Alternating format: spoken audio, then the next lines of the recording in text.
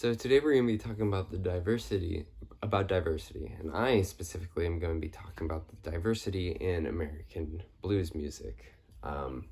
According to Lewis Liberal Arts College, or Louise, I'm not exactly sure how you say it, but the conditions that led to the emergence of blues music was slavery.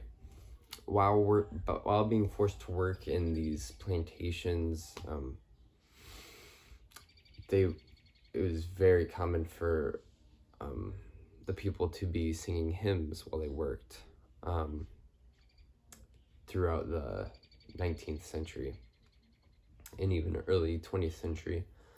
After beginning more in the late 20s and early 30s, more near the Great Depression, it became more common that they would play with guitar, not just vocals. So it became similar to the white folk scene, but the roots much more in the black culture of American slaves, according to PBS.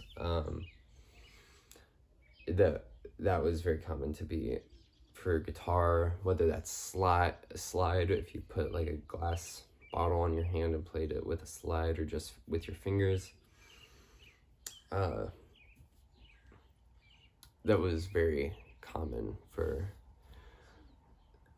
the music. So this had a huge impact. I mean, it spread like wildfire throughout America.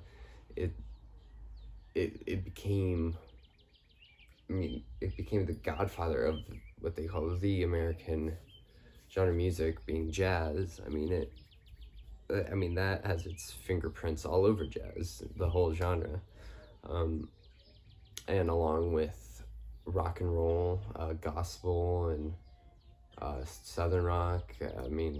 Which Southern rock is really just white blues music. It's it really is one of the truest American genres of music, with its diversity. Now, what I consider diversity, I'm not just saying it's diverse because black people play it. I think it's one of the most diverse genres of music because everybody plays it. I think, without Muddy Waters or Howlin' Wolf, you wouldn't have some of the white bands that came later, like the Rolling Stones, or even the Beatles, even though they're not as bluesy, or Led Zeppelin. It's one of the most influential art forms of the last century, and everybody plays it. Women play it.